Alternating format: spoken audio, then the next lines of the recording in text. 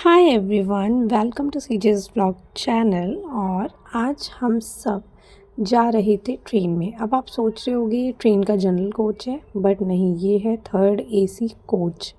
तो फिर इसमें इतनी भीड़ क्यों है भाई? क्योंकि भीड़ ट्रेन में ही नहीं, भीड़ पूरे रास्ते में हमें मिली। रीज़न बीइंग हम जा रहे थे कुंभ यात्रा में।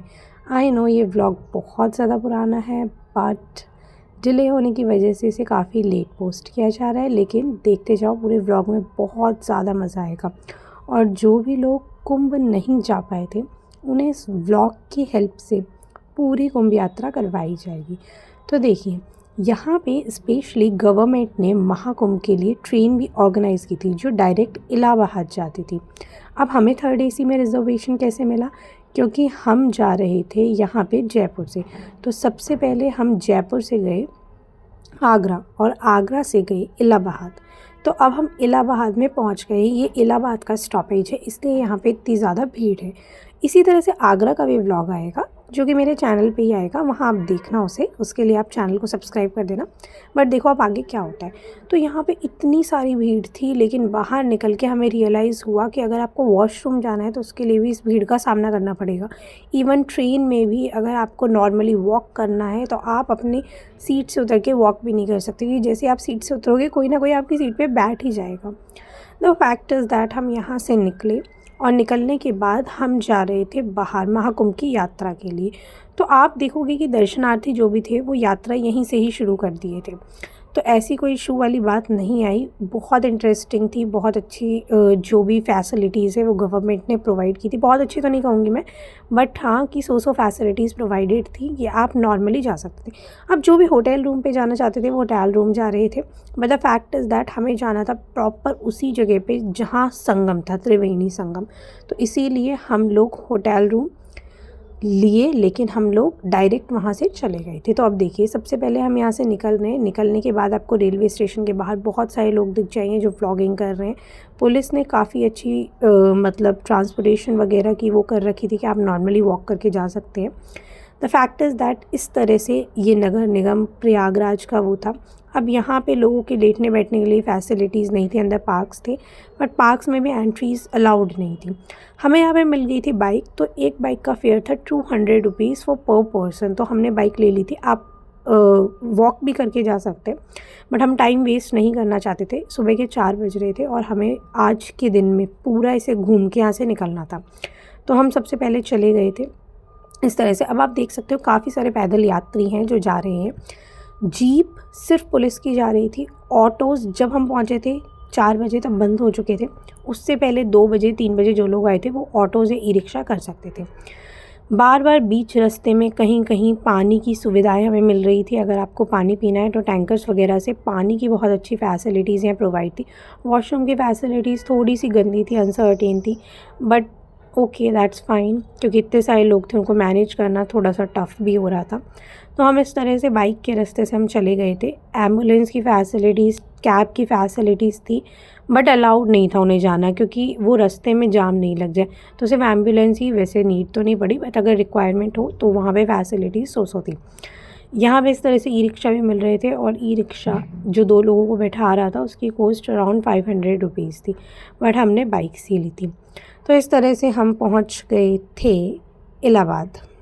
तो देखो, इलाहाबाद पहुंचने के बाद सबसे पहले जो आपको मिलेगा, यहाँ पे इस तरह से बड़े बड़े द्वार बने हुए थे।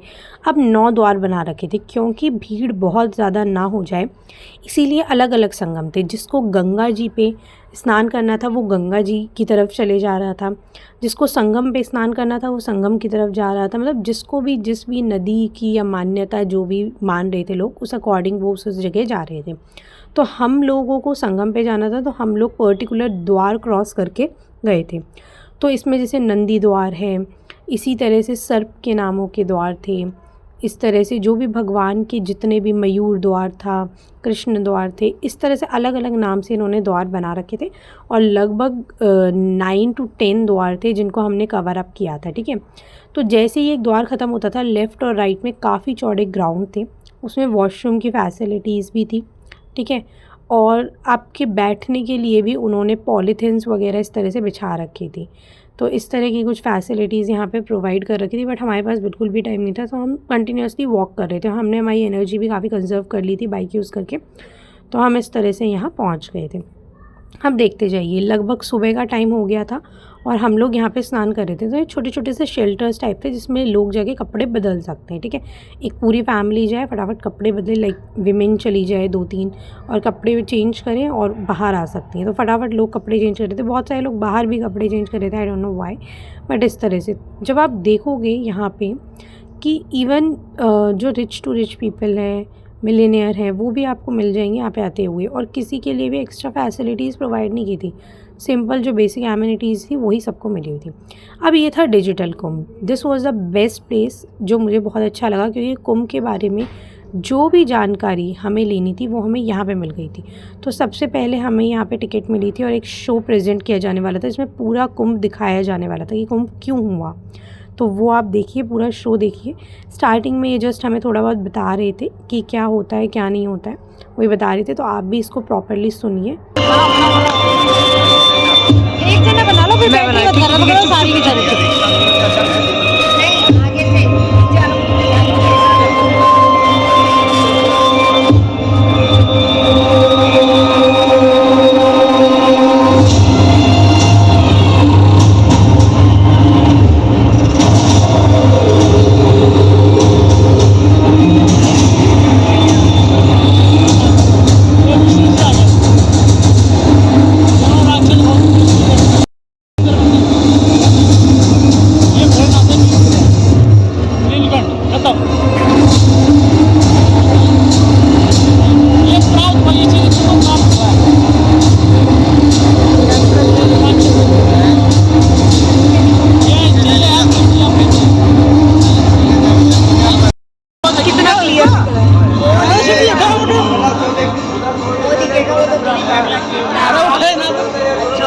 तो यहाँ पे मिली हमें महादेव जी की जीवंत प्रतिमा, और यहाँ जाके हमने इनके दर्शन किए। नीलकंठ महादेव हमें यहाँ पे बना रखे थे, और उसके बाद ये चौमुखी गज बना रखे थे, चारों तरफ से इनका मुख दिख रहा था। पूरा समुद्र मंथन समझाया गया। समुद्र मंथन में ये बताया कि हमारे यहाँ पे कुंभ क्यों शुरू हुआ। तो इसकी स्टोरी मैं आपको सुनाती जाती हूँ। और पृथ्वी पर आ गई। पृथ्वी पर ये बूंदे प्रयाग, हरिद्वार, उज्जैन और नासिक में गिरी। अमृत से पवित्र हुई धरा तीर्थ बन गई। यही कारण है कि इन स्थानों पर हर 12 वर्षों में कुंभ मेले का आयोजन होता है।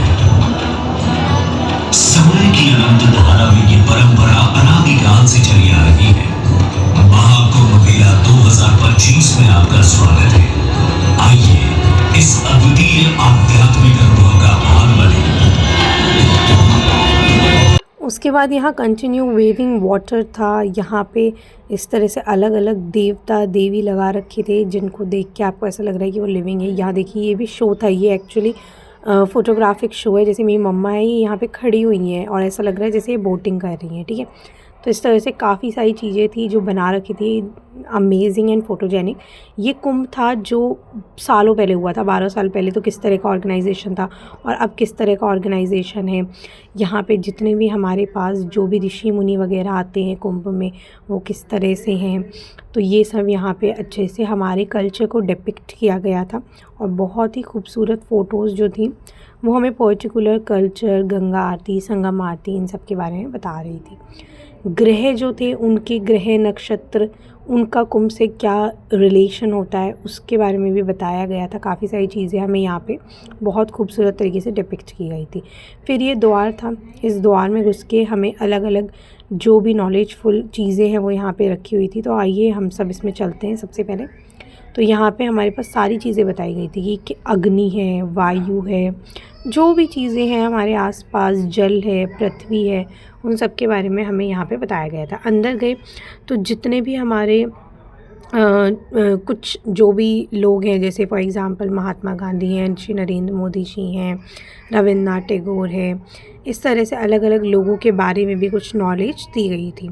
कुंभ से जुड़े लोगों के मैंने पूछा जैसे मोदी जी के बारे में कुछ बताइए नेतृत्व क्षमता और विकास के प्रति समर्पण के कारण वे एक और अपने बारे में माने जाते पूछो। हैं।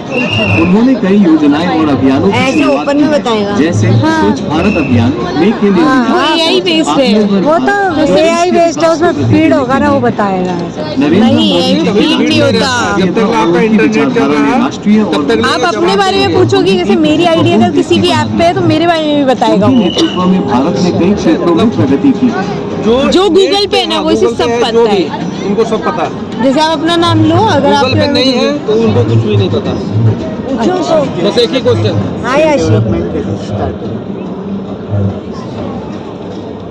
नारायण प्रॉपर स्किल लगा। डेवलपमेंट शुरू करने का विचार बहुत ही अच्छा है। तू वॉशिंग ये मशीन आपके क्यों कर रही है? व्यक्तिगत अक्का और का है। पेशेवर विकास में सहायक होगा।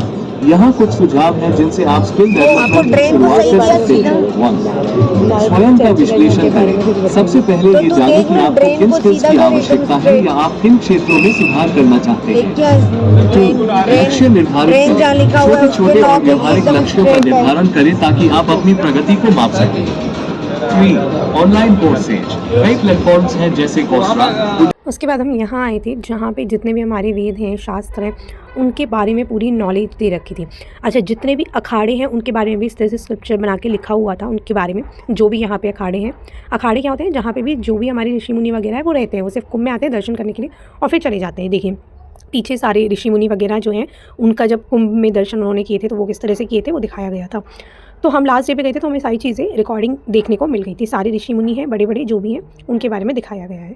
जो भी अवार्ड्स, इंटरनेशनल नेशनल अवार्ड्स जिन भी बच्चों ने जीते हैं स्पोर्ट्स में, उनको भी यहाँ डिपिक्ट किया गया था। तो it was looking very amazing and proudful, like to see each and every person who is getting an attention over here, and it was literally looking very beautiful। तो यहाँ पे सब लोग इस तरह से खड़े होकर अपनी वीडियोज़ एंड फ़ोटोज़ बनवा रहे थे।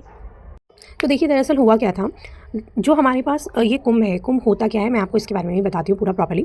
तो देखिए हुआ क्या था कि एक पॉइंट ऑफ टाइम था जिसमें जो देवता थे और जो राक्षस थे उन दोनों के बीच में काफ़ी तेज़ लड़ाई हुई थी, क्योंकि हमारे समुद्र मंथन हुआ था। अब समुद्र मंथन क्या होता है? समुद्र को मथा गया था। तो मथा गया था तब उसमें काफ़ी सारी चीज़ें निकली थी, उसी में से अमृत निकला था और लक्ष्मी निकली थी। तो जो लक्ष्मी थी वो विष्णु जी ने उनसे विवाह कर लिया था, और जो अमृत निकला था उसके लिए लड़ाई हो गई थी देवताओं और राक्षसों के बीच में। तो दोनों के बीच में लड़ाई हुई कि भाई अमृत कौन पिएगा। तो यहाँ पे ये था कि अमृत तो देवता को ही पीना था, क्योंकि अगर राक्षस पी लेते तो वो क्या करते? युद्ध करते, लोगों को मारते और खुद कभी नहीं मरते। तो सामंजस्य बैठाने के लिए हाँ, जो पूरा का पूरा अमृत था वो किसको पीना था? देवताओं को। अब होता क्या है, जो विष्णु जी हैं वो इस लड़ाई को सॉल्व करने के लिए मोहिनी अवतार लेते हैं। तो उन्होंने क्या किया? मोहिनी अवतार लिया और उन्होंने बोला कि मैं देवताओं को और राक्षसों को दोनों को ही अमृत पिला दूंगी। तो क्या होता है, मोहिनी इतनी सुंदर थी कि सारे राक्षस जो थे ऑब्वियसली उन पर फिदा हो गए।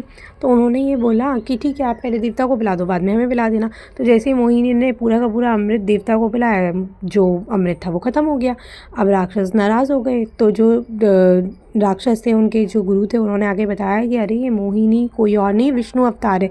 तो वहाँ पे क्या है, काफ़ी ज़्यादा लड़ाई हो जाती है। जब लड़ाई होती है तो अमृत थोड़ा सा फैल जाता है। फैलता कितना है? 4 बूंद।